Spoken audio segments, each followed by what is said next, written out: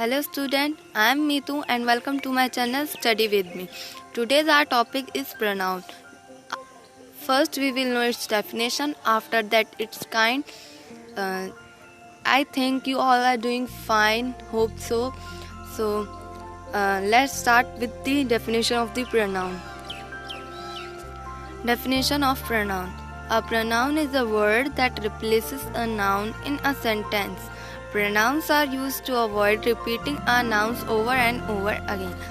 तो जो हमारा pronoun है वो हम यूज़ करते हैं noun की जगह या फिर हम noun को replace कर देते हैं pronoun से, और ये हम इसीलिए करते हैं ताकि जो हमारा नाउन है वो बार बार रिपीट ना हो, क्योंकि अगर हमारा नाउन बार बार रिपीट होगा तो इससे हमारा सेंटेंस बिल्कुल अच्छा नहीं लगेगा. सुनेंगे अगर हम उसे तो हमें बहुत गुस्सा सी आएगी, अच्छा नहीं लगेगा बिल्कुल भी सुनने में. जैसे मैं आपको एग्जांपल देती हूँ. Gaurav is going to play cricket. Gaurav is playing smartly. Gaurav is a good boy. अगर हम बार बार गौरव नाउन को यूज़ करेंगे तो यह हमें बिल्कुल अच्छा नहीं लगेगा, हमारा सेंटेंस बिल्कुल भी अच्छा नहीं लगेगा. इसीलिए हम जो गौरव हमारा नाउन है उसे अगर प्रोनाउन से रिप्लेस कर दें तो हमारा सेंटेंस भी अच्छा लगेगा. जैसे Gaurav is a boy, he likes to play cricket, he is playing very well. अगर हम ऐसे बोलें तो हमारा सेंटेंस बहुत अच्छा लगेगा. जो हमारा प्रोनाउन है वो नाउन से रिप्लेस होता है. तो एग्जाम्पल है Ram is a boy and he likes to eat blackberry. अब हम यहाँ देख सकते हैं कि राम हमारा नाउन है और दूसरी बार हमने नाउन न लिख के उसकी जगह प्रोनाउन यूज़ किया है, जैसे कि ही. राम हमने यूज़ नहीं किया तो वो हमारा प्रोनाउन है. तो अब हम देखते हैं कि इसके कितने काइंड्स हैं. So types of pronoun. There are several different types of pronoun.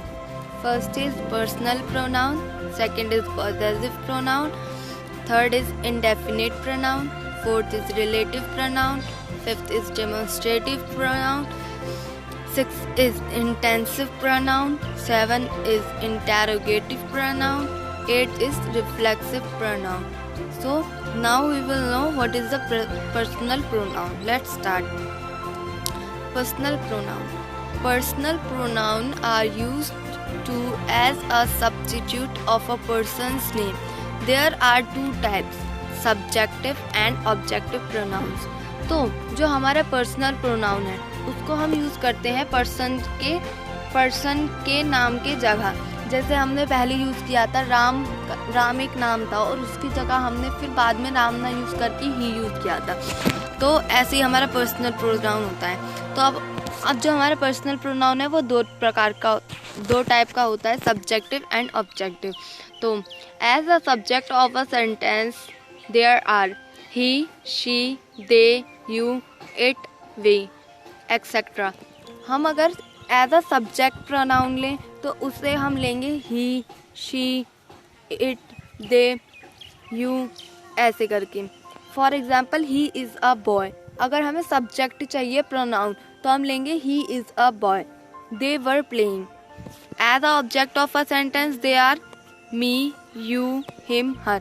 और अगर हमें ऑब्जेक्ट की तरह चाहिए, हमारा जो प्रोनाउन है ऑब्जेक्ट की तरह चाहिए, तो वो हमारा ऐसे आएगा.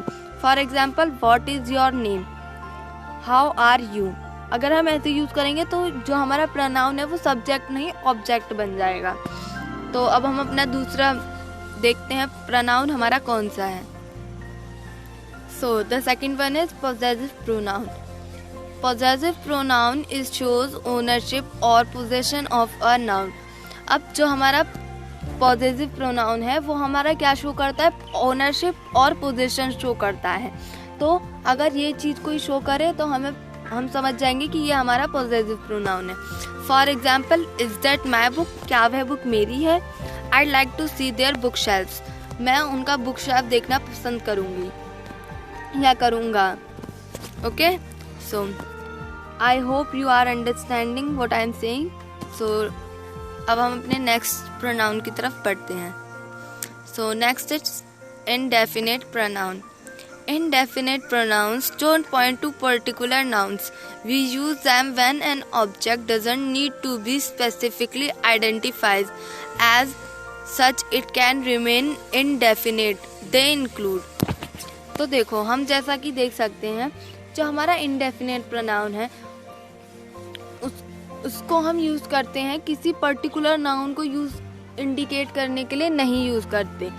ये हम तब यूज़ करते हैं जब हमें किसी चीज़ के बारे में स्पेसिफिकली नहीं बताना होता।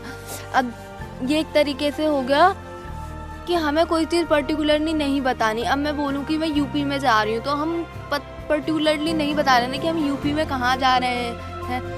अब मैं बोल तो इसी तरीके से इंडेफिनिट प्रोनाउन है जिसमें हमें पर्टिकुलरली, जब हमें आइडेंटिफाई नहीं करनी होती कोई चीज़, तब हम इसे यूज़ करते हैं।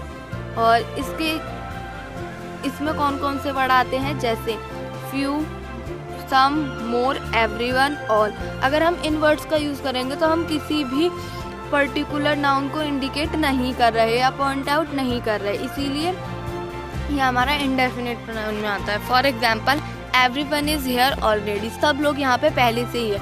अब वो सब लोग कौन कौन है ये हमें नहीं पता, तो हम किसी पर्टिकुलर नाउन को इंडिकेट नहीं कर रहे, तो ये हमारा इंडेफिनिट प्रोनाउन में आएगा। All the best. तो अब हम नेक्स्ट की तरफ बढ़ते हैं। Next is relative pronoun. Relative pronoun are used to connected a clauses or phrase to a noun or pronoun. We often seen them when we need to add more information. अब जो हमारा relative pronoun है उसको हम use करते हैं जब हमें दो क्लॉजेज या दो फ्रेजेस को जोड़ना होता है, और हम इसे अधिकतर तभी देखते हैं जब हमें ज़्यादा इन्फॉर्मेशन को एक साथ बोलना हो। For example, I don't know which pair of shoes you want. मुझे नहीं पता तुम्हें कौन सा पेयर ऑफ शूज़ चाहिए। अब इसमें हम बहुत सारी इन्फॉर्मेशन जोड़ रहे हैं, जैसे मुझे नहीं पता और फिर तुम्हें कौन से जूते चाहिए, दो जोड़ रहे हैं, ऐसे ही करके। The second example is no not one, no not that one, नहीं वो वाला नहीं। तो our pronoun is intensive pronoun.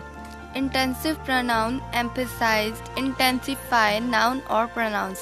Typically, we find them right after the noun they are intensifying. These pronouns typically end in self or selves. अब हम देखें तो intensive जो प्रोनाउन है वो emphasize या इंटेंसिफाई करता है नाउन और प्रोनाउन को, ठीक है। और ये हमें ज़्यादातर कहाँ मिलते हैं, एकदम हमारा राइट आफ्टर द नाउन।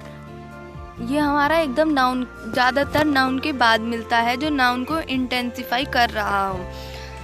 और ये जो प्रोनाउन है हमारे, ये एंड होते हैं सेल्फ और सेल्फ्स के साथ। Example, I myself like to travel, she approved the marriage herself. अब हम इसमें देख रहे हैं जो हमारा प्रोनाउन है माई सेल्फ, ये एंड किसके साथ हो रहा है, सेल्फ के साथ। तो इससे हम पहचान सकते हैं कि ये इंटेंसिव प्रोनाउन है। और जो हमारा सेकेंड वन है she approved the marriage herself, तो इसमें भी हम देख रहे हैं जो हरसेल्फ वर्ड है वो हमारा प्रोनाउन है, क्योंकि वो सेल्फ के साथ ख़त्म हो रहा है। तो इससे हम समझ सकते हैं कि ये हमारा इंटेंसिव प्रोनाउन है। So let's go to our next pronoun, demonstrative pronoun. Demonstrative pronouns take the place of a noun that's already been mentioned. They can be singular or plural. तो इसमें हम देखते हैं जो हमारा डेमोन्स्ट्रेटिव प्रोनाउन है वो उन नाउन का प्लेस लेता है जो ऑलरेडी हमने मेंशन कर दिए हैं, ठीक है। तो और जो हमने ये पहले नाउन हम जो कर चुके हैं मेंशन, ये हमारे या तो सिंगुलर भी हो सकते हैं और प्लूरल भी हो सकते हैं। Like these, that, these, those, such, etc. For example, those are lovely, don't touch this. अब जो हमारा डेमोन्स्ट्रेटिव प्रोनाउन है वो किसके लिए यूज होता है, जो नाउन हम ऑलरेडी मेंशन कर चुके हैं। तो अब हम अपने नेक्स्ट की तरफ बढ़ते हैं, interrogative pronoun. Interrogative pronoun do just what they से। They work in a sentence that are posing a question. अब जो हमारा इंटेरोगेटिव प्रोनाउन है वो क्या होता है कि वो हमें बताता है कि वो एक तरीके से क्वेश्चन का काम करता है। जो भी सेंटेंस क्वेश्चन की तरह होता है वहाँ इंटेरोगेटिव सेंटेंस होता है। For example, what are you doing, how all are going. और इसमें हम देख सकते हैं कौन कौन से वर्ड आते हैं इंटेरोगेटिव प्रोनाउन में, what, why, when, where, who, etc. तो हम ये कह सकते हैं कि जो हमारा इंटेरोगेटिव प्रोनाउन है वो हमारा एक तरीके से क्वेश्चन का काम करता है। जहाँ क्वेश्चन है वो समझ लो हमारा इंटेरोगेटिव प्रोनाउन है। ठीक है। सो are pronoun is reflexive pronoun. Reflexive pronouns are similar to intensive pronoun. The difference between the two is that intensive pronoun aren't essential to a sentence's meaning. Meanwhile, reflexive pronoun are also. They are used when the subject and the object of a sentence refer to the same person or thing. These pronouns end in self or selves. तो जो हमारे reflexive pronoun है वो हमारे similar है intensive pronoun के। और क्या कहते हैं, जो हमारा रिफ्लेक्सिव प्रोनाउन है वो तब यूज़ होता है जब सब्जेक्ट और ऑब्जेक्ट एक ही पर्सन के लिए रेफ़र हो रहे हों, तब हमारा रिफ्लेक्सिव प्रोनाउन यूज़ होता है। और ये भी हमारा एंड किसके साथ होता है, सेल्फ और सेल्फ के साथ, like ourself, itself, yourself etcetera. For example, I told myself not to spend all my money on shoes. तो इसमें क्या हो रहा है कि जो सब्जेक्ट और ऑब्जेक्ट है दोनों एक ही पर्सन के लिए हो रहा है, इसीलिए यहाँ पे माई सेल्फ यूज़ किया गया है। ठीक है।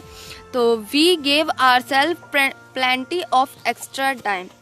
तो इसी के साथ आज का हमारा वीडियो ख़त्म होता है। आशा करती हूँ आपको सब कुछ समझ आया होगा। अगर आपको ये वीडियो पसंद आया तो इसे लाइक करें, शेयर करें, कमेंट करें और सब्सक्राइब भी ज़रूर करें ताकि हमारे नेक्स्ट वीडियो की इन्फॉर्मेशन आपको मिल जाए। और अगर आपको कुछ ना समझ आ रहा हो तो कमेंट कीजिए, मैं आपको आपका जवाब वहीं दे दूँगी। Thank you for watching this video.